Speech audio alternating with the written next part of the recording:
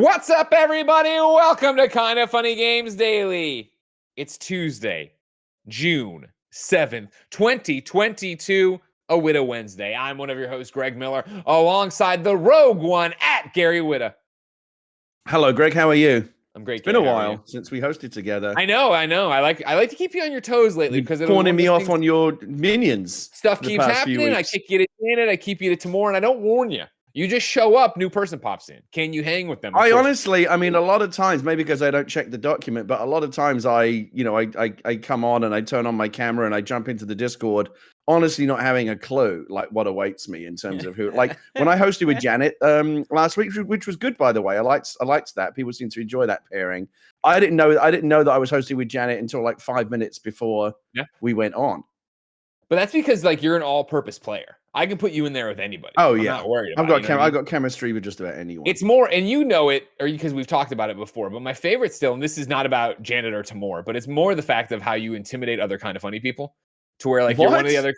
We've talked about this before. When you first started hanging out, I remember we've talked about it on shows, I think, where it was like, Tim was like, oh, should I host with Gary? I don't really feel like I have a rhythm with Gary. I'm like, nobody has a rhythm with Gary. You just get in there and you jump out of you. In the old days when you first showed up and like only I knew you. You know what I mean? Yeah, we were all scared. Gary, we were all scared of you. I took the path. Listen, of, like, the funny thing is, I was talking him. about this on my stream the other night. That this is something that's dogged me for years. That I found out years after I was editor of PC Gamer. I found out that during my time there, everyone was intimidated by me, like people that worked for me, PR people that would come in to show me games. Because like my default, I guess I've got like, what you call resting bitch face. That's a thing, right? Like my default mode is just to be a bit kind of terse and grumpy. But that's not aimed at you. It's just how I am, and it's not what I want you to think. It's not that it's after the fact. Oh God, like is that what you got? Like that's not what I intended at all. But like. I think a lot of people find me off-putting because I'm a bit grumpy. That. And I think, honestly, the Kind of Funny audience knows that at this point. That's by why now they do, but I know what you mean how at first. Like, it's an acquired taste. I remember when you started coming around and we were doing KFAF, and you would stick around to watch a little bit. It always felt like we had won a little bit. Like, wow, look, we've got his attention for an addition, like for time we're no longer paying him for. Pretty cool. I always liked KF. I always stick around for the beginning part of it. It was secretly because I always hoped that at some point, as a stunt, that Nick and Andy would kiss, but it never happened. Oh, really? I can't imagine that's true. Have they never kissed at KFAF, Kevin? I don't think they have. All right, well, bring it back. When's the next time you're doing one of those fundraiser streams? Fundraising thermometers? Yeah, that'll go through the roof. Yeah, exactly. Put it there at the top, very top. I think we've moved away from almost kiss. Well, this isn't almost kiss. That's different. No, this is actually like get on with it. Yeah. Got it. All right. I love that's our legacy. You know what I mean? Fucking where we do almost kiss as a game on it. Not because we thought it would be like funny if we kissed, but because we were all so openly willing to kiss each other. We wanted to see how close we were. And then like new people came through and they'd be like, we understand, but anybody else watching this would think it's because you're homophobic. We're like, oh no, it's completely the opposite. We're totally down. I think it's a sign of the strength of your team that there's no combo. Like pair up any two members of Kind of Funny at random, and you can imagine them kissing, or you'd want to see that happen, or know that at least both participants would be up for it. There's some good fan fiction that's been written about us all kissing. Yeah. Like Kevin, is there anyone on the Kind of Funny crew that you would not kiss? Andy, with their consent, obviously, everybody's consent. Andy, yeah, obviously, like, fully. Yeah, I mean, obviously, both parties. Just making sure we're all on the same page. Point. Yeah, like he'd take it too real, Wait, who would? I said Andy. You would take it too real. You'd be getting DMs in the middle of the night from like, "What you doing? You want to go get a burger tomorrow?" I'm married, Andy. You took this bit too real. I can see that happening. Did you know? Kojima might be working on a new horror game, and it might be getting announced very soon. That Fortnite might be getting its own first-person mode, and that E3 is supposedly coming back next year. Well, you will after this episode, because this is Kind of Funny Games Daily. Each and every weekday on a variety of platforms, we run you through the nerdy video game news you need to know about. If you like that, be part of the show on patreon.com/kindoffunnygames. Over on patreon.com/kindoffunnygames, you can write in with your questions, comments, concerns. You can get your name read as a Patreon producer. You can get the show ad-free. You can get each and every episode with the post show we do. And you could get the ability to watch us record shows like PS I Love You, XCast, and Gamescast live as they happen. Of course, if you have no bucks, toss our way on patreon.com youtube.com/kindafunnygames. Don't worry, there's plenty of free ways to support us. You can be watching live right now on twitch.tv/kindafunnygames, just like Doc Subat, Alden Michaels, and sup, I'm James 07R. If you're watching live, of course, you have a special job. Go to kindafunny.com/you're wrong and tell us what we screw up as we screw it up so we can set the record straight with everybody who's going to watch later on youtube.com/kindafunnygames, roosterteeth.com, and listen on podcast services around the globe. Of course, if you're watching later, you have to listen to the ads. You don't get the post show, and you can't watch us record the other shows live, but you still have a good time. And hey, if you're on Twitch, use that Amazon Prime subscription that gives you a free month of Twitch gaming subscriptions for us. And remember, it doesn't auto-renew. You have to do it every time. It totally sucks, but it means a lot to us, just like it means a lot to us when you use the Epic Creator Code Kinda Funny, all one word, when you're playing Fortnite, when you're playing buying games on the Epic Game Store, PC, Switch, anywhere you can use an Epic Creator Code, it'll work for you. And we'd love it if you used ours. Now, some housekeeping for you. It is a fucking banger of a day on youtube.com/kindafunnygames. Right now, you can go and guess what? The Blessing Show is back. Head over to Kinda Funny Games to check out Blessing's deep dive into his experience with the Steam Deck. Is it the future of gaming? Check it out now. It's a fantastic episode. Also up is KFW Midday Mayhem. Gary and Parris team up to take on Brian Altano and Mike Drucker. Alanah's got back-to-back matches, and Gruesome Greggy is banished to the Phantom Zone. And if that wasn't enough for you, earlier this morning, the Sonic Central thing happened. Blessing was there to live react to it alongside Tim. That is all up on youtube.com/kindafunnygames. Gary, I want to talk about your KFW, not debut. Yeah, how am I getting on? You did great. You did great. You and Parris came out. You challenged up at noon, because up at noon, Mike Drucker and Brian Altano had, of course, ended Kaka Creed, Khalif Adams, and Austin Creed's winning streak. They were pretty much seemed to be the dominant tag team. Up at noon came in to challenge. Then you and Parris got in there. And let me tell you, me and Mike thought it looked bad in the front. Two old dads out there fighting these young bucks. You know what I mean? But you guys hung in there. Yeah, but it's all about experience. I won't ruin it. Who wins in the end? It's all about experience. Well, most importantly, like I said, those are 3 great videos up on youtube.com/kindafunnygames. I tried to write this as a tweet because I always mean to write it as a tweet, but I only ever think to write it as a tweet when bad things are happening, right? It drives me fucking nuts. And I'm Greg Miller, and I try to be, positive on the internet, and I fail all the time. Don't get me wrong, yada, yada. It drives me fucking nuts, Gary, when some shitbag moron has some terrible fucking take that's awful, and everyone quote tweets it or retweets it to make fun of it, and that tweet gets shared a gajillion times, and everybody knows what's going on with this. Yeah, sometimes people do that deliberately because they just know that they're just, it's bait. What I am obviously talking because we just put up 3 great videos today, which means all 3 of those videos, and now the 4th video that will be Kinda Funny Games Daily, are going to cannibalize each other, and none of those videos will do incredibly well because there's so many videos coming out. Toss that out. I'm not even specifically talking about that. It just reminds me on a day, and I look around, I don't fucking really know, but I think so. I'm not talking about any person, website, YouTube personality. And I don't think anybody's being a horrible person today. And I don't think I'm sure somebody's being horrible, but nobody's sharing the horrible tweet is what I'm saying.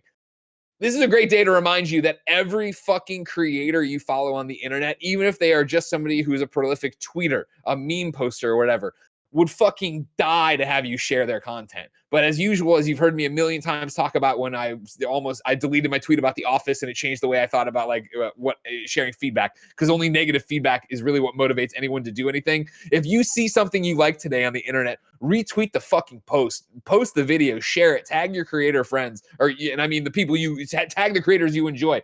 You don't even have to fucking know them. I mean, but it's like today's a great day where I'm like, I'm so fucking proud of Kinda Funny, and I look at that, I'm like, none of those videos will do particularly well because they're all fighting each other. But I can understand why if you don't want to draw attention to it. But is there some shithouse tweet going around that I missed? No, that's why I think today's a great day. On the days usually where I do see industry drama, this fucking thing's happening, everybody's mad at person X because they did Y. That's when I always think to make this tweet. But if I was to make that tweet, then I'm sucked into the spiral of, well, Greg's subtweeting whatever fucking thing's happening today. Again, I don't know if something horrible is happening right now. Well, I thought you might have referenced, because I saw one yesterday that was making me laugh. There's this blockchain gaming post that's going around. It was a Facebook post. Did you see that? This guy writes this epic, this is the future of blockchain gaming, and this is what your gaming lifestyle will look like. And he writes it out in such a way that it's supposed to sound like this utopian gaming paradise. sounds like a fucking hellscape. It sounds like constant work. He's like, really? This is why I have to, like, I already have a job. What the fuck am I now doing this? 10% of it here, and then I did this thing. Yeah. I'm like, holy fucking shit. No, thank you. I was not referencing that funny, goofy Facebook post. I'm just saying in general. My favorite thing was when you talked about how there's this dragon in some imaginary blockchain MMO that has this like obsidian orb thing that everyone wants, and it only has a 5% drop rate. And there's only 4 of them in existence because they're NFTs. Yeah. How the fuck does that work? 4? There's only 4 and there's a 5% drop rate? What, are 8 people fucking playing this game? What is going... none of it made any sense. It was just a horror show. Thank you to our Patreon producers, Gordon McGuire and Fargo Brady. Today we're brought to you by MeUndies and Chime, but I'll tell you about that later. Roll a 50 on that one. For now, let's begin the show with what is and forever will be the Roper Report. Time for some news. 7 items on the Roper Report. Baker's dozen. Let's start with the rumor mill. You can't trust it, but let's have some fun. Summer Game Fest is 2 days away. Is Kojima's next game a horror game called Overdose? We go to Tom Henderson at Try Hard Guides. The creative mind behind the likes of Metal Gear Solid and Death Stranding is working on a new title currently named Overdose. Early footage that has been sent to me under the request of anonymity seems to show Mama from Death Stranding wearing a blue dress. The game, however, does not appear to be Death Stranding 2 and just features the actress who portrayed Mama, Margaret Qualley. Footage shows the character walking through dark corridors with a flashlight in third person. But it's been suggested that the game can be played in first person too. A jump scare at the end of the footage shows "Game Over," all one word, followed by a Hideo Kojima game, ... Overdose. It's been rumored by reputable industry insider Jeff Grubb. That's right, Giant Bomb's Jeff Grubb. That Kojima has been in talks with Xbox for the company to publish their next game. Although I wasn't able to verify that this deal has been finalized, it does seem that something is likely to be announced soon. After all, a picture did surface last week of Hideo Kojima in a Zoom call with the creator of Summer Games Fest, Jeff Keighley. Gary, are we getting a Kojima game at Summer Game Fest on Thursday, which we were live reacting to here on twitch.tv/KindofFunnyGames? Well, I did see a thing about how Jeff Keighley, and who knows what kind of, cryptic mind games Jeff Keighley is playing in the lead up to this event. But I did see a thing about him managing expectations for Summer Games Fest and saying that it's going to primarily focus on games that have already been announced. Like, you'll see stuff, but it's games that you already know about. But I'm sure there's going to be, that might him just be kind of playing possum.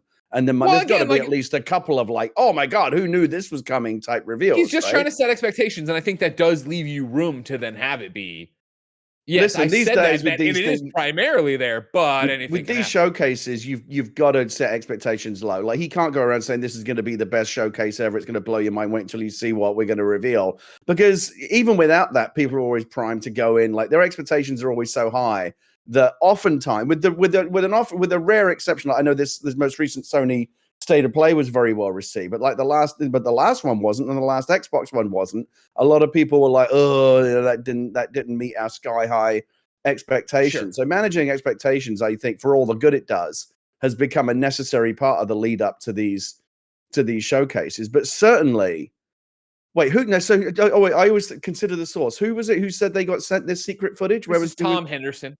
Try Hard Guides. My apologies. So I can't speak to that, but I do know that obviously the idea of a new horror game from Kojima is something that a lot of people. I mean, I personally, I'd be interested in it. Like, as an outside observer, I wouldn't play it because I don't play horror games. But like, if you think about it, like ever since PT, right? Ever since the days of PT, people have been like serious blue balls over like a Kojima horror game. That's what people want, right? PT really. To drop in from GameSpot's reporting on this as well, because they're citing Tom Henderson has been in the news before. He does leak stuff and have sources, and he's freelance, so he writes everywhere.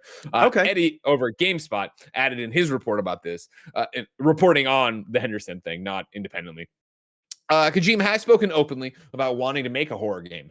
In 2020, after releasing PT, which is actually a teaser for the Silent Hills project that never materialized, Kojima said he has ideas for a horror game that would make you defecate in your pants. Quote, "I would like to make another horror game someday. Something that uses a revolutionary method to create terror that doesn't just make you pee your pants, but crap them.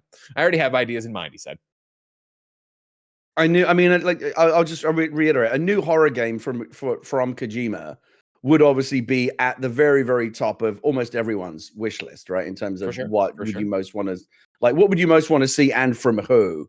Horror game plus Kojima equals lots of happy gamers, I'm sure, and maybe something with the with a little bit of PSVR aspects, because VR is really where you want to go if you want full horror. I won't even do it. I won't even go near that shit. But for people that like it, good luck to you.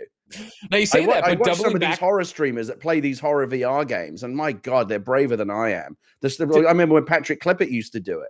Fuck that. To double back, remember, of course, because the article from Tom is referencing the Jeff Grubb, Giant Bombs, Jeff Grubb, that, he's been talking to Xbox, that there's been reliable reports from Grubby that he's been talking to Xbox, which of course gets us into, well, could something happen at Games Fest? Well, could something happen at the Xbox Bethesda showcase on Sunday, which we will be live reacting to? We did Xbox Bethesda showcase predictions on the show on XCast just this past week, and one that I retroactively would like to, I didn't think about it until just now when we're talking about it, but we have talked about it before, is could Xbox snag Kojima and bring him into the fold, and his next game is an Xbox exclusive or whatever. Maybe, Xbox are making some wild moves right now. You never know what Kojima's going to do next. So all things are possible. That definitely would be like an epoch making event. You traditionally, I think, associate Kojima with the PlayStation more than any other platform in recent history, at least, right? So for Xbox to get him would be, I think we're going a little bit out on a limb here, but like the horror game thing, you just never know, though, do you? I mean, that like that whole abandoned thing, right? That stopped being interesting ages ago. That's just annoying now, and that's not Kojima's fault, right? And he just got sucked into that. But that's some developers who are either very naive or are P.T. Barnum-esque. You know what I mean? Like, whatever you want to say, like, what abandoned is. And I don't think you're ever going to see. I read a thing on it the other day. That there was a recent article. It's all smoke and mirrors. Hold on real quick. I'm sorry. I have breaking news from the chat where Giant Bombs, Jeff Grubb says, I don't know if this game is the Xbox game, but Kojima definitely said in December he's working on 2 games, a big game and a new challenging game. He said this in December. And isn't there supposed to be a Death Stranding 2? Yeah. But, 2 games, right there, as he's pointing out, 2 games. Maybe he's doing what like Cory Barlog is doing with God of War and like not being so involved with the sequel. And, no way. So he can do his own thing. Are you kidding me? No way. Hideo Kojima, there's only so, unless he's cloning himself, there's only so much Kojima to go around, right? Can he work on 3 major games at once? A new challenging game. What was the name of this one? I forgot it. Overdose. Maybe that's how it'll shake out. Maybe we'll see it this weekend. And so then I look to you, Gary Wood, and I say, let's just Overdose is real and it's happening at this week in SGF week. Is it happening at Jeff's presentation on Thursday, or is it happening at Xbox Bethesda Showcase on Sunday? I mean, you got to figure it would be closer to Jeff's event, right? Because Kojima and Jeff have that relationship. So, but again, it depends. If there's an Xbox aspect, then that would trump that. So who the hell knows? It's a mug's game trying to predict this stuff. I think it's going to be a double dip for sure. Where I think it would be that you get the trailer at Jeff's thing on Thursday, everything we just talked about here, and then at Xbox Bethesda they show the trailer again, and then you have, and then announce it like it's an Xbox exclusive or something. God, I think that'll be announced at Jeff's thing. I just think of the Xbox Bethesda showcase that you would then double down on and talk more about it. Right. Or a little vignette with Kojima talking about it. That's what I think you'd do. Yeah, it's interesting. I mean, listen, like I said, I can't do horror. I told you my story about that years ago when I went to a thing with some other industry people at Comic-Con years ago, where Sony were doing an offsite for the first gen PlayStation VR. It wasn't out yet, but they had the dev kit version of it. Oh, and it was, I remember who it was now. It was me and Megan Scavio who was working at GDC at the time, and Larry Herb, and the 3 of us were there, and they were doing like a private demo for us, and we played a bunch of VR stuff that was fun. And they said, okay, now we're going to show you what we think is the coolest thing. The last demo is this thing called Kitchen. Yeah.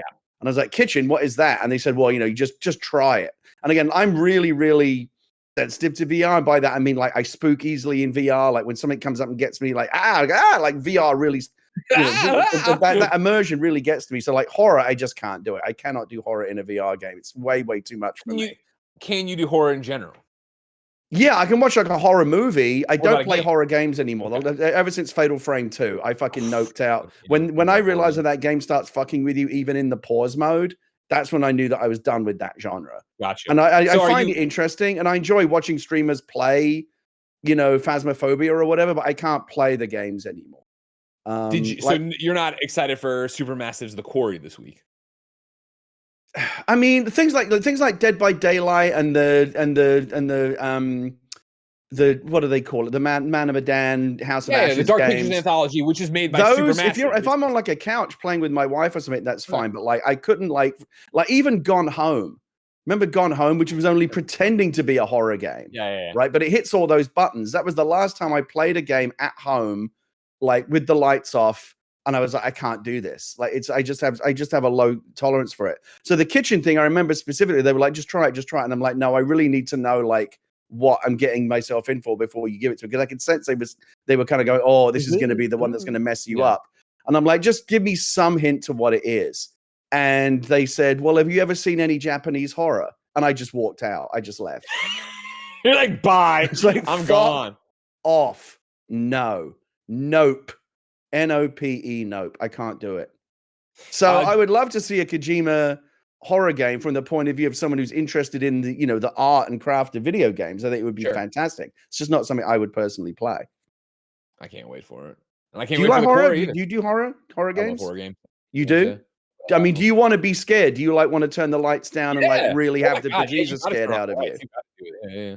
Okay. Get the jump scares going. Yeah, for sure. I'm one of the sickos you're talking about where Resident Evil 7, right? Yeah, in the VR, going around the backwoods. I fucking adored that, Gary. And it was that thing where I started it at like 4 PM, and then I couldn't even get. And the room was completely dark around me because I got like 5 minutes because Leah and I were going to play it together. We got like because she likes horror. We got like 5 minutes inside the mansion in Resident Evil 7. So maybe like the first hour of gameplay, and I was like, I don't want to play this anymore. So take that and put it in VR, which literally I think is like a 10x multiplier for horror. So beyond my tolerance, like it's not even funny. Well, again, as I called out, The Quarry comes out Friday, so we'll have stuff in that soon. Joel White says, what's the deal with The Quarry? Where are the reviews? That's a great question. Is that Joel, out now, The Quarry? No, Friday. I just said that. Shut up. I'm doing a bit. That's a great question, Joel. Man, if we were going to review The Quarry soon, you should really get questions in on patreon.com/kindoffunnygames for the Gamescast, where we review all the games, because if we review games and the game's coming up and you care about it, we're probably going to review it, and so you should probably get it in there, but we'd never be able to say if we were going to review it soon or not because of embargoes. But I would go to patreon.com/kindoffunnygames and put in a review questions for The Quarry, because one day we'll have to record, and when we do, we'll review it. Number 2 on the Roper Report. Is first-person mode coming to Fortnite? We go to HypeX on Twitter, a very avid leaker of Fortnite information. Kevin, I have a link there for you. And HypeX says first-person camera in Fortnite, and then uses the fire emoji.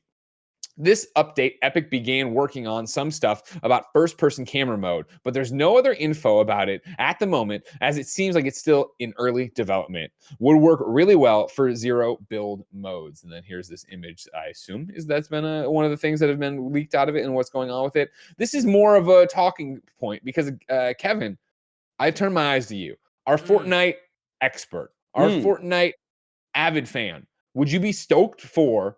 No, not at all. I don't like the first person. Like I don't like it. I certain guns have you jump into that. And I've gotten used to that. But I guess it'd be interesting to try it with a game that I like so much already, where the mechanics are something I'm thinking about. So I don't know. I guess like if this were to come, I would definitely use it and try it and feel it out, and this might help me get better at other games. But this is not something I'm excited for. Kevin, is it that you don't like first-person shooters in general, or you just don't like it for this? I just don't like them in general. Okay. Yeah. Okay. But like, I think that if I had something like this where I could ease my way into it, that might help. What I think is interesting about it is obviously it'd be an option. You can do whatever you want to, unless maybe it's like a no build mode where you'd be dropped into it, right? Because they are talking about a first person camera mode. it's so interesting when Fortnite is so much about your character aesthetics, right? The suit you've unlocked, the back bling you have, the pickaxe you have, which I guess you kind of see here. But you understand what I mean? Like, I like playing Oh, Fortnite. that's a true. You I don't love get to kind of check yourself out in first exactly. I person love mode, seeing right? Captain America. I love seeing the proton pack on my Ghostbuster. It'd be interesting for this to see. I wonder if it would convert people like Kevin, or if it would just bring in a new first-person shooter audience. You know, somebody like the Nitro Rifle, Andy Cortez, clicking heads. It's been interesting to see the evolution of Fortnite recently as it compares to other shooters. Yeah, well, when you think about it, right? Fortnite's really, obviously there are so many shooters out there right now, whether it be Apex, PUBG, Warzone, Battlefield, you know, the Valorant, Fortnite. The Fortnite's the only one that is still fully third person, and but it's the biggest one also. So it's interesting that it kind of bucks the trend, but it's still the most popular one. I remember going through this when I used to play PUBG some years ago. Like PUBG started out as a third person game, much like Fortnite. I think that's why Fortnite Battle Royale is in third person like that, because they, you know, initially they were really kind of essentially cloning PUBG, because PUBG was blowing up at the time and Fortnite was dead, and they were like, we need to come up with something, and what they came up with was Battle Royale. And the rest is history. But you know, that third person perspective, I think, is still has remained. PUBG almost entirely switched over. Like, you can still choose both modes, but like all of the serious PUBG players went to first person as soon as first person became available. I still personally prefer third person. I actually like the fact with third person, with the camera angles, you can kind of peek around corners. It's a little bit cheating. Yeah, you can cheat a bit. You can get angles and things that in first person you can't. I think it's some of the, again, the reason why the tryhards and the serious players don't like it. But yeah, PUBG almost fully went over to first person. All the other shooters are in first person. So I don't know why. When Fortnite's obviously already like super popular, maybe they're seeing the numbers starting to plateau a little bit. I don't know, but it's interesting to see. First, you know, they brought in Zero Build. Zero Build bringing spiked in the numbers. Zero Build brought a whole bunch of people back. So honestly, I mean, that's the closest I've ever come to being interested in playing Fortnite, because it was always the building that put me off. I just didn't look like it didn't look like something I could get my head around, especially when you see people building. You know, when you watch like the really good players building structures so incredibly quickly, like it's impossible to even. I don't even know what I'm looking at. It's such a mess. It's like, this doesn't look like a shooter to me. So Zero Build definitely kind of got me a bit closer to being interested in. And I think first person for a lot of other people, there's a lot of shooter people out there who might like the idea of getting involved in Fortnite, but just can't rock with a third person perspective. Again, like all those PUBG fans, and basically anyone who comes from if you come from Apex or Valorant or Warzone, any other shooter, you go to Fortnite. Like, what the fuck is this? Why can't I see my guy's ass? I don't want to be looking at my own character's fucking asshole the whole time that I'm playing. I want to be looking down the barrel of a gun. And so quick, maybe this is for them. If they make a skin where I can just see my character's asshole, I mean, I know you just want to be staring at your own asshole all the time, and that mode's obviously going to be asshole back blank. But it's interesting that it's forking into all these different variations, right? Because third person's still going to be there, right? They're not going to switch that off. So now you've got like build. So does this mean when you go into Fortnite now, you can kind of basically dial up any combination? Like, if I wanted to play third person Zero Build or first person with building, or did you think only certain things would only be available in certain combinations, or can you like dial up anything? Well, again, this is early in development according to HypeX, but I think what I think would happen is they launched with similar to Zero Build, where it's a limited time mode, and then people love it enough, and if it works and gets people in, then you'd see a whole bunch of different permutations of it. But it speaks to what you're talking about, where it's like Zero Build is the first time you got interested in it, even though you haven't made the jump, and you totally should. Come play with me and Kevin. Play with Kevin and Joey. They're always playing. I come when I can. Come do that, give it a shot. But it's the same argument here, where if there's people who are like, oh, I don't play third-person shooters, suddenly here's another wall that falls down. And again, this is key to Fortnite's continued dominance and growth. Mm-hmm. Like, think about like how insanely popular this game is, how it's a cultural phenomenon, how it's his biggest thing. And at any point, it could stop and rest on its laurels, but then growth would stagnate. And obviously there's ups and downs all the time, as we see with this, of, you know, how many people come in. But you put something like Zero Build in and you bring in a whole new audience, or bring back lapsed players like myself, where I was just like, all right, cool, I'm never going to be good enough at building, so I'm not going to have a great time with it. Whereas now I feel like I'm having a fun time because I don't have to worry about somebody 360 and building a tower out of nowhere and being up in the sky. And so it's the same thing here, where if like that's the one thing, get it. And then you're going to continue, I think, to see Fortnite and Epic continue to evolve and change. Even when you're on top of the world, like Fortnite is and continues to be, the rule applies. If you're not making moves, you're standing still. So Fortnite's out there making moves. They've got obviously they're continuing the, every week here's, fucking Stranger Things or whatever the fuck's in the news this week. We've got that character. They're on the biz dev side. They're constantly killing it. But on the gameplay side, they need to keep it interesting as well. And I do think there are some players out there that won't even look at Fortnite. Like in the same way that I wouldn't look at it because I found the building off-putting. I think there are people out there that won't look at it because third person is just, as a shooter, if you're coming from Apex, if you're coming from Counter-Strike or really anywhere where, first person is the main flavor, it's going to be anathema to you. So yeah, I think it could potentially unlock a whole new player base for them. And not the Lylander in the chat says, can we get a Fortnite car racing mode? What about a Fortnite soccer mode? Fortnite airplane sim? I assure you, Epic is looking at all of that. For as much as vehicles play a part in their thing and like soccer being in there, like they are looking at all of that. And I'm sure they are dialing into all the metrics on how much people use cars, what is when you take a car in Fortnite, how long do you stay in a car? And if they tweak this and they do that, do they keep retention? Do they do this thing? And blah, blah, blah, blah. Like that's you're going to continue to see all of that go and become, I think, standardized and stuff like that. Yeah. Number 3 on the Roper Report, ladies and gentlemen. Capcom has a showcase next week. We go to Capcom on their Capcom site that writes, a new live stream digital event is on the way. The Capcom showcase has got you covered on the latest news and updates for upcoming Capcom games. Tune in Monday, June 13th at 3 p.m. Pacific time. Yes, we'll be live reacting to it here on twitch.tv/kindoffunnygames, later on youtube.com/kindoffunnygames for the Capcom showcase live stream. We'll be diving deeper into details and news on previously announced titles. You can check out our show on the official Capcom Twitch and YouTube channels. The show will run about 35 minutes, so sit back, grab a snack, and enjoy the show. They went on to list people who are live reacting to it, and you're goddamn right they put Kind of Funny on there, but I won't mention MinMax, IGN, or GameSpot or anybody else they put on there. But over at GameSpot, Jason Finelli wrote this little piece of context for you. While no specific games have been confirmed for Capcom Showcase, the company has announced multiple games that are currently in development. That list includes the following: Capcom Fighting Collection coming out June 24th, 2022. Capcom Arcade Second Stadium 2022. Resident Evil Reverse 2022. Resident Evil 4 Remake March 24th, 2023. Exo Primal 2023. Pragmata 2023, Street Fighter 6 2023, and then Resident Evil Village VR TBA. Gary Whitta. They say we'll be diving deeper into details on news on previously announced games. Do these games do it for you? Are you going to be tuning in? Are you excited? Again, I'll be interested just as someone who likes video games and is interested in keeping up on what's going on. Yeah, because Capcom's a major name and they do major games. But in thinking about it, Capcom's main bread and butter are two genres of games that I just don't play. Like, sure. I don't play horror games for reasons that we just talked about, and I'm not really a fighting game guy either.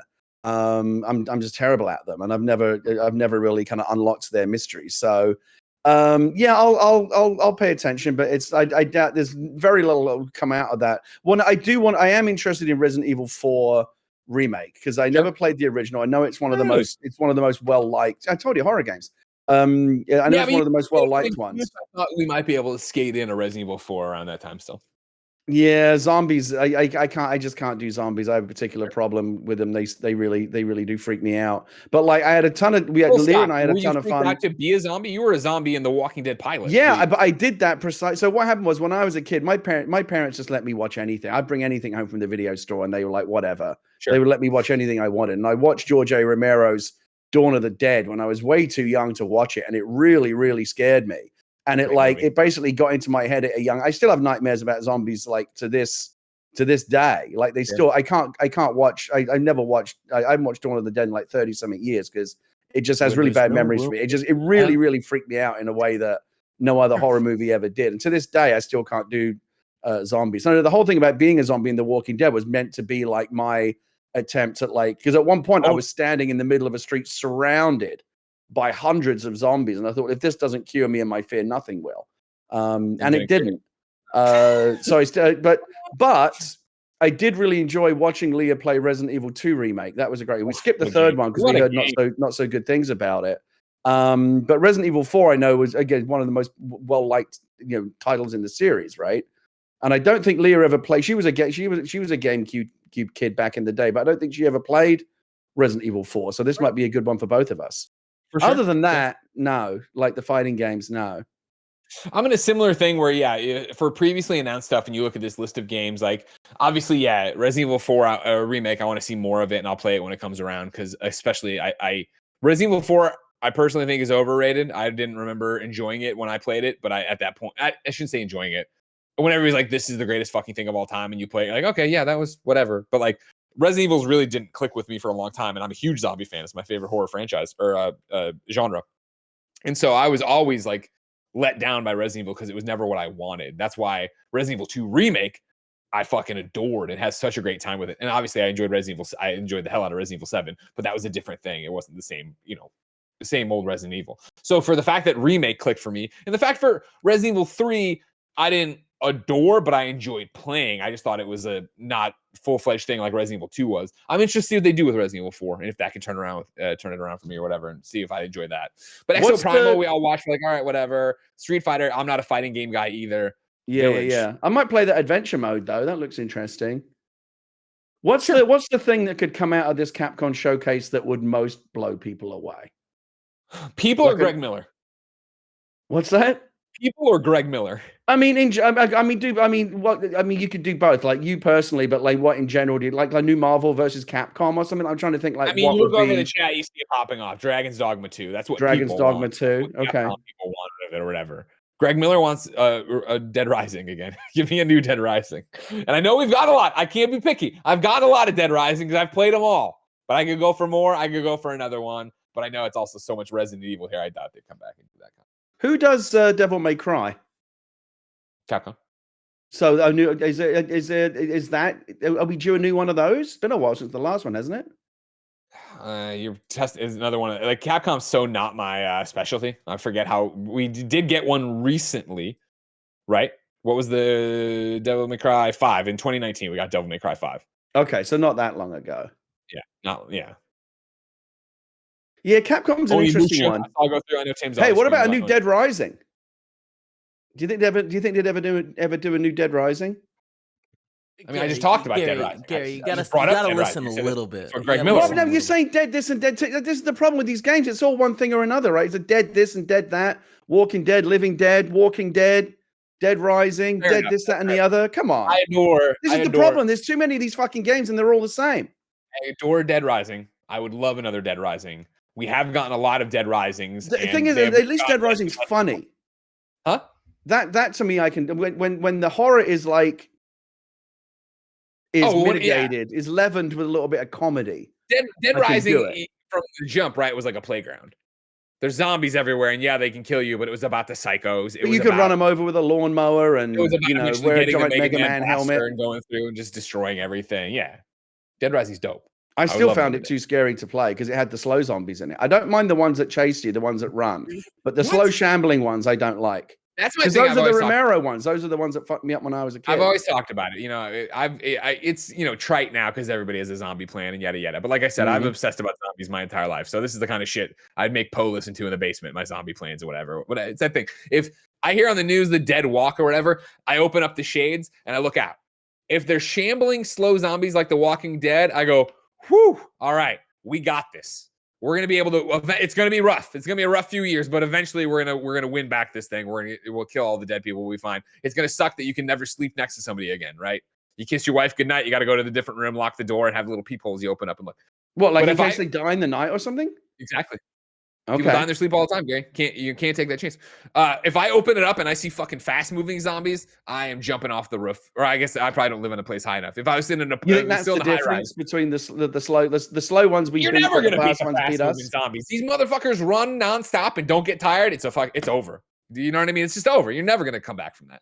I know, but they don't have like weapons or vehicles or anything, right? Surely the army would still fuck them up. How many goddamn zombie movies you gotta watch? The army never fucks them up in time. You know what I mean? It's gonna be real bad news out there. I don't want to deal with this. I don't want to run my entire life. Yeah. See, I do remember back in the day when that was a really popular thing where everyone's going, well, here's what I would do in a zombie apocalypse. I know, right? Everybody kind of ruined it for me. That's one of the things I lost.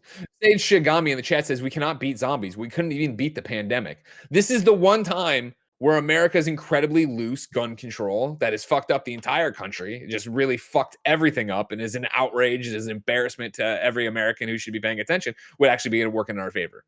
You know what I mean? This isn't, we couldn't beat the pandemic. Well, it's not like a bunch of my fucking friends at home have a goddamn, I mean, honestly, I'm vaccine surprised the Republicans haven't tried that one out yet. It's like, I mean, we've heard every other ridiculous thing. Well, but what about zombies? Zombies could happen. We need guns then. I mean, it honestly wouldn't be any more preposterous than the shit they're fucking children saying might get already. killed in school, but we'll be seeing who's fucking crying when the zombies come out. Unbelievable. Ladies and gentlemen, I should tell you about patreon.com/kindoffunnygames. You can go to patreon.com/kindoffunnygames to write in to be part of the show, to get your name read on the show as a Patreon producer, to get us to the post show you can see each and every weekday, to get us to watch whenever we do a games cast that isn't embargoed. That isn't embargoed. Sometimes with the games cast, you have to guess. Like you have to do critical thinking sometimes. Be like, man, a game I'd like to know more is coming out on Friday. I wonder if those guys would review that soon and if they'd not be allowed to talk about that. And then you have to write in and give us your questions for those games casts that you can't watch live that might be happening imminently. But of course, you could also go there to get all of our shows ad free. But speaking of which, you're not on patreon.com/kindoffunnygames. So here's a word from our sponsor. Are people still trying to make plans with you this summer as if you aren't booked and busy already? You're just gonna have to tell them to try again in the fall. You've got pool days, pride parades, bachelor parties, and beach vacations waiting for you because when you're living your best life, the last thing you wanna worry about is butt sweat. I'm Greg Miller and my butt never sweats because I wear MeUndies. You've heard it a million times. I like MeUndies so much with my first pair, I bought a whole bunch more and threw away the rest of my underwear. They're the best. MeUndies has the lightest, most breathable fabrics to keep you cool and comfortable wherever you go. From undies to bralettes to socks to loungewear to swimwear, you can find something for all your plans. MeUndies also releases new prints all the time, like their limited edition Pride collection. Find your ultimate summer comfort in sizes extra small to 4XL. MeUndies has a great offer for my listeners. For any first-time purchasers, you get 15% off. For a limited time, if you sign up for their free-to-join MeUndies membership, you get 25% off your first membership item. To get 15% off your first order, 25% off your first membership item, and 100% satisfaction guaranteed, go to MeUndies.com/kindafunny. That's MeUndies.com/kindafunny. No one likes waiting on a paycheck, especially when you've got bills due. Good thing there's Chime. Now you can get your paycheck up to 2 days earlier with direct deposit. That's up to 2 more days to save, pay bills, and generally just feel good about your money situation. But Chime is about more than just getting paid early. It's also an award-winning mobile app, checking account, debit card, and optional savings account. So what are you waiting for? Hopefully not your paycheck. Get started with Chime today. Applying for a free account takes less than 2 minutes. Get started at chime.com/KFgames. That's chime.com/KFgames. Banking services and debit card provided by the Bancorp Bank or Stride Bank NA. Members FDIC. Early access to direct deposit funds depends on you. Number 4 on the Roper Report. Speaking of zombies, Greg Way, the ESA says E3 will return from the dead next year. This is Nathan Grayson over at the Washington Post, who writes, it's June, which is nearly any pre-2020 year would mean a cavalcade of new video game announcements with a loud red and yellow E3 logo slapped on them. But in 2022, for the second time in 3 years, E3 has been called off entirely with Summer Game Fest by former E3 host Jeff Keighley and a smattering of publisher-specific digital events taking its place. Despite a dire stretch, the organizing body behind E3, the Entertainment Software Association, says it hasn't thrown in the towel just yet. Quote, we're excited about coming back in 2023 with both a digital and an in-person event, ESA President and CEO Stan Perry-Lewis told the Washington Post in an interview. Quote, as much as we love these digital events and as much as they reach people and we want that global reach, we also know that there's a really strong desire for people to convene, to be able to connect in person and see each other and talk about what makes games great. And then there's a whole bunch more that happens. And then I like this quote too, I pulled up. I think what's great about all this experimentation is that companies of all sizes are trying to figure out what works best to promote the product and the content that they are looking to share with consumers, he said. And I think there is space for a physical show. I think there's an importance of having digital reach. Combining those two, I think there is a critical element of what we think E3 can provide, end quote. Gary Whitta, will E3 resurrect next year? I actually have a question for you on this. As someone who I know is still quite bitter about being banned from E3 that time, is it now pleasing for you to see E3 kind of flailing around with its legs kicking in the air like a dying fly? Do you feel like that's Do you feel a sense of like justice from that? Like they got what they deserved? I mean, well, no, Gary, because of course they banned me from E3 over a whole bunch of bullshit. Yeah. Right? We remember this. I had video proof that I was not violating the terms of service of E3. They backed off and didn't apologize. And then literally everyone involved with that decision, from even the guy who sent me the email, left the ESA. And they brought in all new leadership. And then that new leadership hired me to host E3 last year. And I was like, you know what? This is pretty dope. I don't mind this one. Wow. So basically, they banned you, and then everyone that was involved in that decision. There's a lot of turnover at the ESA. Yeah. Wow. If you come at the king, you best not miss, huh? Fucking I mean, hell. once you come at me, you know, the golden boy of video games, that's how Holy it's going to shit. go. You know, yeah, no, it's sad to see. You know what I mean? That's what everybody should think about. You know, I mean, this Khalif Adams kid, the Paris Lily, even Blessing of the Steam Deck episode today. Everybody should think about what they're saying about me, because it doesn't end well for you when you fuck with me. But back to this story. Yeah, so it's a weird thing of like, oh, I mean, not a weird thing. Take me out of it or whatever. I don't have any joy in watching the ESA and E3 flounder. I wish. It's such a weird connection, right, of different events, where for years we've wondered, oh, well, what's the purpose of E3? And like, oh, it seems like there's all these different things. And then, of course, this global pandemic comes in and both hastens the problems it already has and creates a whole cavalcade of new problems for it to contend with. And so it is this thing of like, trying to see them right the ship and figure out what they're going to do, and have these like, we're going to come back. It's going to be digital. We're not doing it. Okay. It's going to be this last year's the thing they pitched me and what they had people sign up for press access and all that stuff, that never actually came to fruition of what they originally were trying to get it done to be. And yeah, you can be like, oh man, they didn't know what the fuck they were doing. I think it's also the fact that, well, yeah, but this is all in a COVID timeline of things changing and how they're going to do it. Yeah, I mean, that's the thing.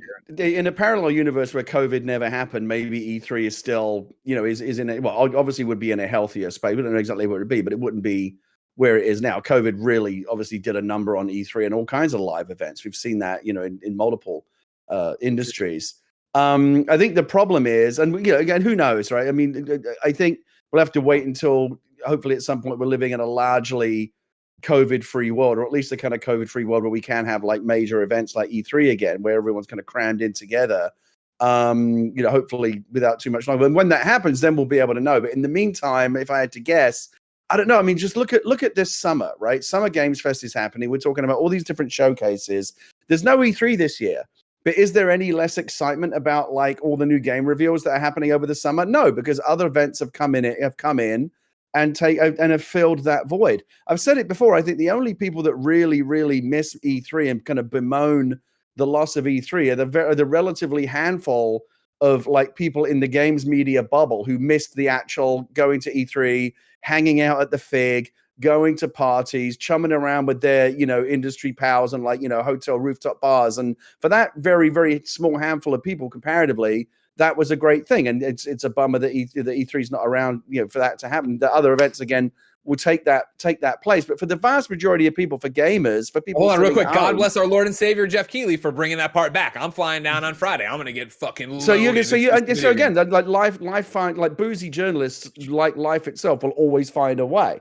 And so, but for the rest of us who just sit at home watching these events on YouTube live streams or Twitch live streams or whatever, it's there's no, just because there's no E3 badge in the corner of the live stream, like it doesn't make any difference, right? We're still seeing the big events. We're still seeing the big companies. Now there's an SGF logo on the corner of the live streams. It's fine. Yeah, so we're seeing, I think for the vast majority of people, the experience of like, oh, it's summer. There's going to be like a week or two of like a bunch of big game showcases, whether it's E3 branded or not. That has not changed because in the absence of E3, other companies have come in and filled that gap.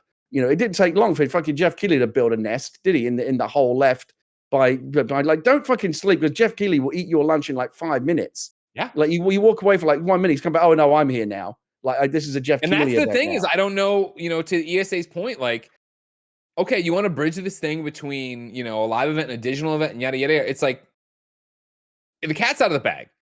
Developers, publishers understand that they have reach and they can partner up and do their own things and do these different things. And I'd have to imagine the fact that Jeff Keighley is able to get PlayStation and Xbox to play nice, maybe Nintendo, but it doesn't look like it, right? But Xbox and like kindoffunny.com/wrong. I don't have the thing of the things in front of me. But like PlayStation, obviously, State of Play was branded Summer Game Fest. Xbox is doing their thing. There's going to be announcements from both of the thing on Thursday, right? he's unified in a way that the ESA alienated. ESA did not have PlayStation. PlayStation moved away from it. So even next year you come back, Xbox always seems like they want to play nice with everybody, so maybe they still do it. But if Jeff is still going to do Summer Game Fest, and I'm assuming the return probably. That's a really interesting point, right? Because Jeff's like the fucking Marlo Stansfield of the video game industry, right? If you're not like protecting your corner, you come up there one, he's fucking rolled up on your corner, and now he's slinging dope on your corner that was yours until yesterday, right? But he's fucking got that corner now. So now that he's got that corner, how does E3 take it back, right? There's going to be a problem, right? The E3 is not going to move back into the vacated space that left behind. It's been fucking catered. It's fucking filled. Like Jeff's like, well, what are you going to do? I'm fucking here now, you know? And so I don't know, maybe there's going to be some kind of interesting, maybe there'll be a rival, maybe there'll be some competition. I don't know, but it's going to be interesting to see, because that's a very good point. In the chat, erock355 says, there's a big difference from the awesome live shows and the state of play. And I think you mean Summer Game Fest or whatever there. But I mean, what we're talking about, again, is a new world with COVID existing. And how does that look in vaccinations and yada, yada, yada, blah, blah, blah, blah.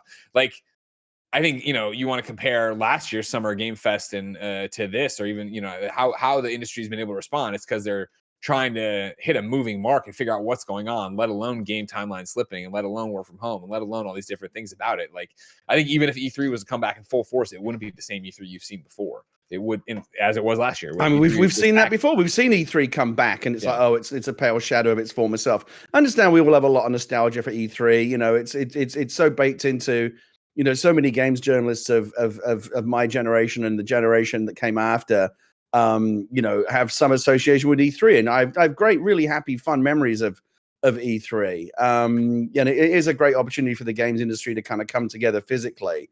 And I think maybe after the pandemic there will be even more of an appetite for that, because we've missed it, right? We've missed socializing, we've missed those events the past 2 or 3 years, and I think that we all want to get back to that.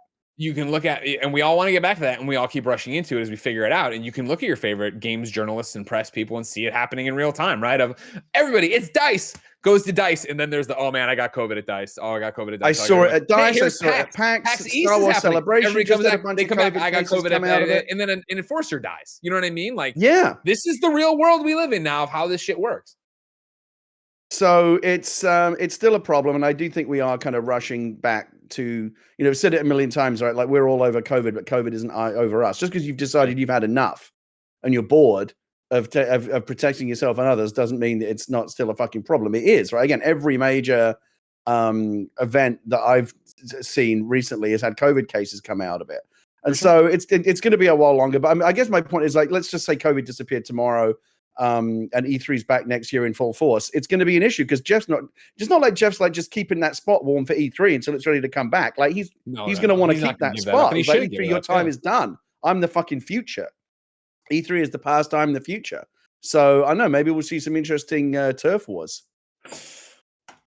We'll have to wait and see. But remember, Summer Game Fest is upon you right now. Thursday, it is happening. We will be live reacting here on twitch.tv/kindoffunnygames, later on youtube.com/kindoffunnygames. Of course, there'll be analysis, reactions. Then Tim, Blessing, and myself go to LA. We will be covering games Friday and Saturday down there. We will be putting stuff up on the TikToks and talking about it when we get back. And then, of course, when Xbox and Bethesda take the stage Sunday, we'll be live reacting to that as well. Twitch.tv/kindoffunnygames. No place else needed to go. Stay here, subscribe, like, share, keep gaming. Number 5, this is a super short one. You like horror? We know Gary doesn't. But Layers of Fear 3 seems to be being teased. Layers of Fear 2 tweeted, reach beneath the surface and uncover the source of your fears, #Bloober team. And then had it looks to be the reveal of their original painting from Layers of Fear 1. So people think this was a sequel to that. There's a bunch of stuff going on. Obviously, Bloober's been in the news lately with the Silent Hill 2 rumor going on, but this would appear to be something else. We will wait and see and keep you posted on that. But your final news story of the day, number 7. That's right. I'm skipping 6 because it was like something just to have in there, but it's not worth it. Number 7. Let's talk about some Giant Bomb shakeups. Yesterday, the industry was rocked when Giant Bomb put up a big old post about what's going on in their future, but it was kind of nebulous because they were going to talk about the future today. So I'm going to combine 3 different things. We're going to start with 3 paragraphs from yesterday on Giant Bomb. Starting today, we want to enter into a new era of transparency with you, the Giant Bomb audience. So here's what you need to know. Giant Bomb and Jeff Gerstmann have agreed to go our separate ways. We're not just going to gloss over this kind of heavy-hitting news. It is a big moment. Jeff is a co-founder of Giant Bomb and has been at the heart of this site since it launched in 2008. Whether it's quick looks, live streams, or the Bombcast, you have consumed content that he had a hand in making. Jeff has shaped Giant Bomb in profound ways, and he's also been a key part of bringing on board the voices that have defined the site through its different eras. To this day, Giant Bomb's influence on the way video games are covered on the internet is still as pervasive as ever, and Jeff remains inseparably attached to that legacy. But things change. Life unfolds, priorities shift, and people come and go. And the same goes for Giant Bomb. The letter then goes on to talk about the different eras and like SNL, you bring in new cast members and that's what they're doing and blah, blah, blah. And so that they were like, today we'll announce, or yesterday, they were like, today we'll announce all this different stuff. So today stuff's happened, right? Giant Bomb has confirmed a new core team. It's 9 members. It's Jeff Bakalar. It's Jeff Grubb, motherfuckers. It's Tamor Hussein. It's Dan Reichert. It's Lucy James. It's Jess O'Brien. It's Jan Ochoa. Matthew Rory, and then Jason Ostreicher. Those are the new, busting to me. So it's Ochoa. Okay, so Jan Ochoa. Thank you very much, everybody. I try my best, but sometimes they catch me off guard.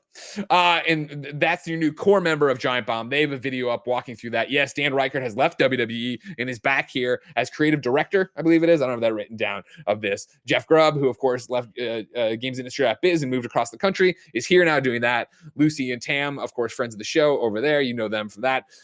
Tam even wearing a kind of funny sweatshirt, which we appreciate in the new announcement videos. Everything's fantastic over there. Meanwhile, today, Jeff Gerstmann went live on the old twitch.tv/Jeff Gerstmann and announced the Jeff Gerstmann Show, a Discord, a Patreon, a YouTube, a podcast, everything there. Gary, you and I were watching when he went live. 15,000 people on twitch.tv/Jeff Gerstmann watching him. You had been giving me updates early on in this show that he was like, it's 10K still? Is he live right now? Yeah, it was. I think it was 10K one night. It was about 15,000 when he first went live one night because I watched some of his stream early this morning because I was curious to see what he's up to next. And I mean, the fact he got a loop of Norman Reedus drinking Monster Energy drinks, and it says not running, and he's got 8,500 people watching him. Jeff's streams are often very low energy, but that's kind of what we love about him, right? And the fact that 15,000 people rolled up to a live stream, with very little notice. And he announced a Patreon. I had like 2,000 patrons like almost immediately. I think really, is an illustration of just how much Jeff continues to be loved by people who have been fans of his over the years. He's one of my favorite people in the games industry. I'll always have time for Jeff, and I struggle to think of anyone who loves games and or knows more about games than Jeff does. And he's got a very, he's very kind of understated, he's hilarious, but in a very understated way. And I've just always kind of just loved his vibe and his energy and his enthusiasm. Became a lifelong fan of his, when, the whole GameSpot thing happened, right? And he kind of walked, the whole Kane and Lynch and that big integrity issue. And he really kind of, laid down a marker. And I just thought it was incredibly, a lot of admiration for what he did and love him to this day.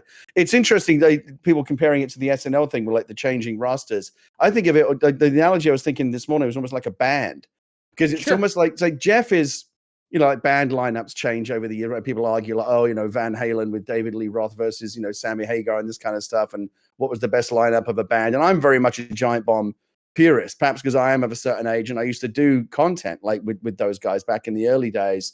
And for me, Giant Bomb, it will always be, Ryan Davis and Jeff and Vinny and Brad and Drew and those guys, the original line. I'm one of those guys the original lineup was always the best.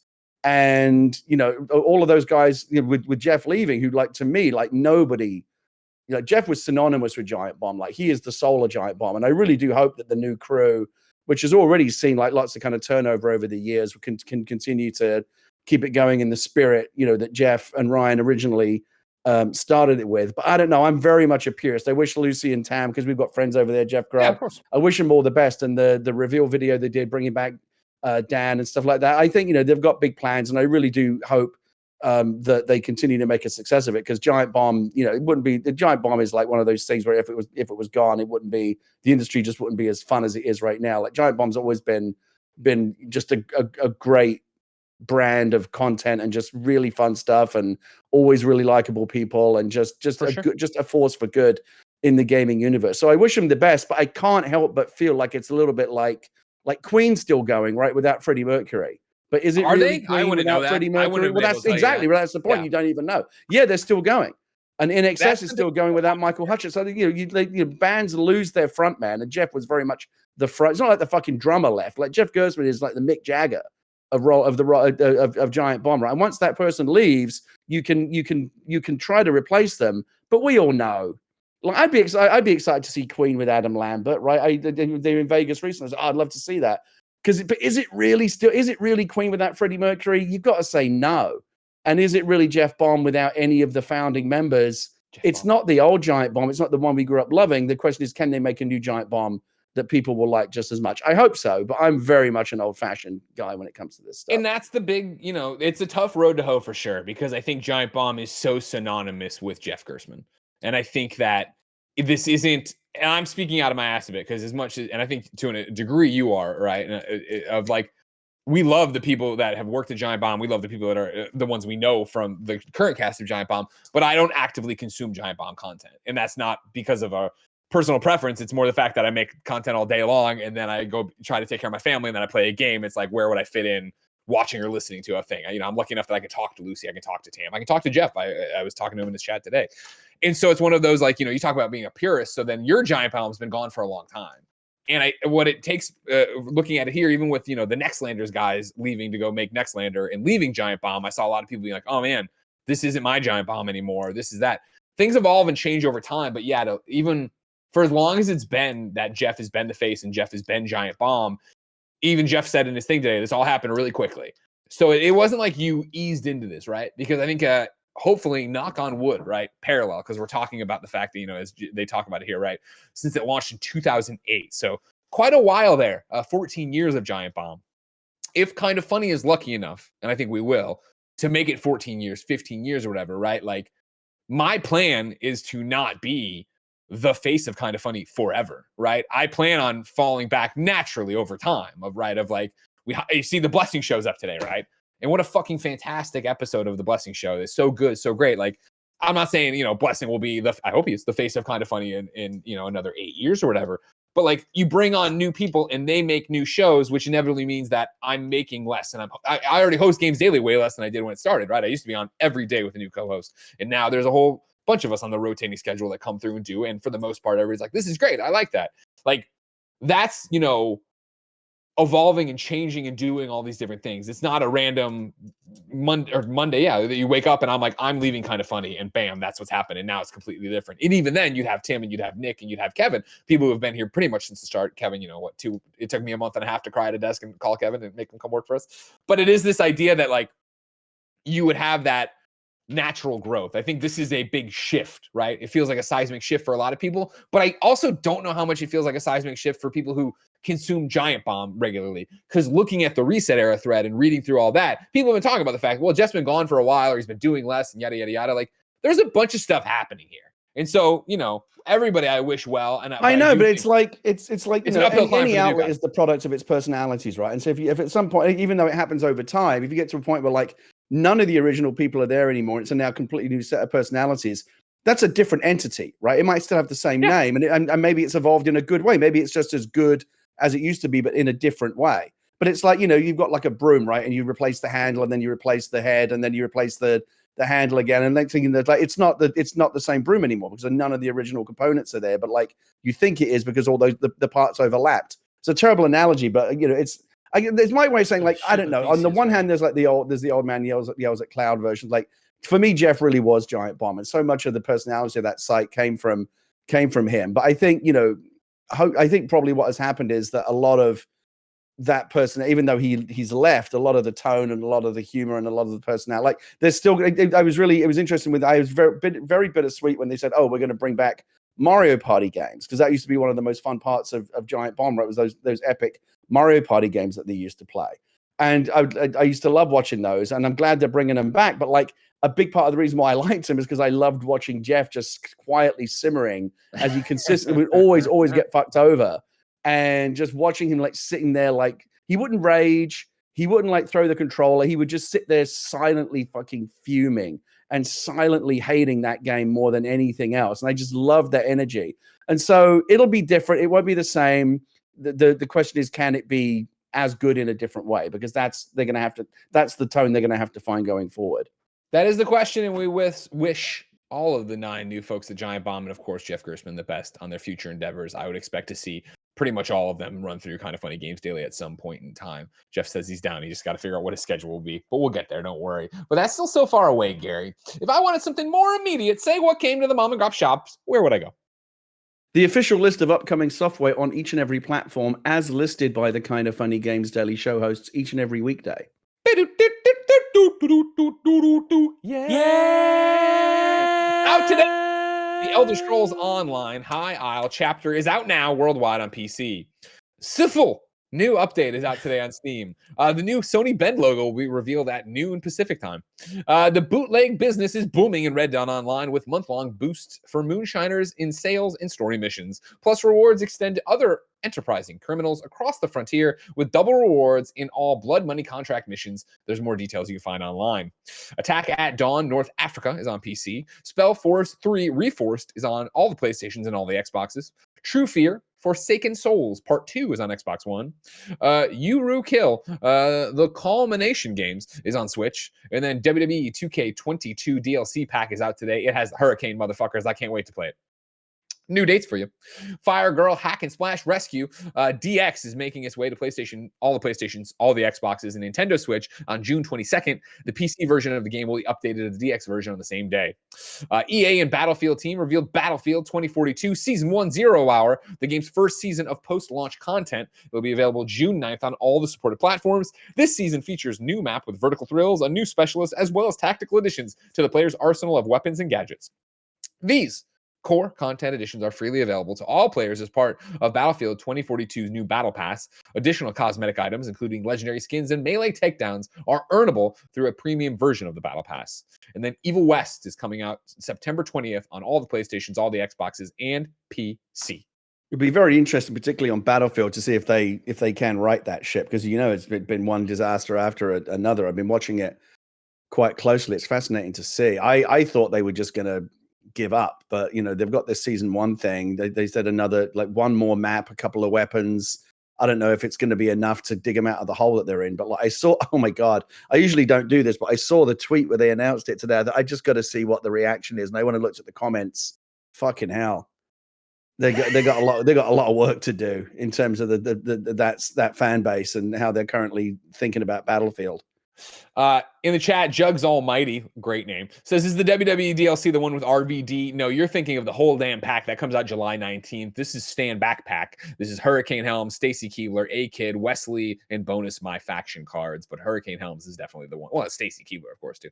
The ones that are chasing that one. Gary, we asked people watching live on twitch.tv/kindoffunnygames to go to kindoffunny.com/you're wrong and tell us what we screw up as we screwed up. Guess how much we got wrong today, Gary? I'm going to say 0. I did get a big one wrong on Kind of Funny this past week. On Xcast. I heard you guys got in a lot of trouble about Killer Instinct, yeah? Yeah, I ran my mouth about Killer Instinct, and Parris joined in with me. We were under the assumption that Killer Instinct is a game that doesn't have many fans, and guess what? They all came out of the woodwork to tell us that the Killer Instinct fan base, the community, is apparently very strong and very excited about the prospect of a new game. I was like, who gives a fuck about Killer Instinct? Well, apparently quite a few people do. So happy to be called out on that one. I'm sure they're all gonna, accept your apology and not be jerks to you for the rest of your life. Speaking of the rest of your life, ladies and gentlemen, let's talk about the rest of your week.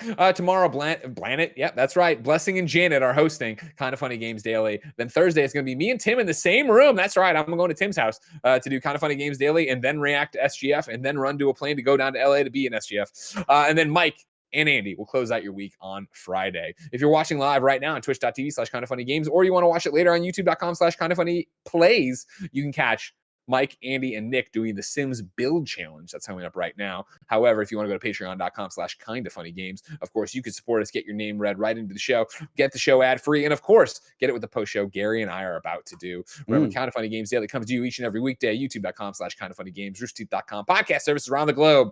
If you like something on the internet today, share it. It doesn't have to be Kind of Funny stuff, but support the people making the stuff you like. Until next time, that's Gary. I've been Greg, and you've been KFAF'd.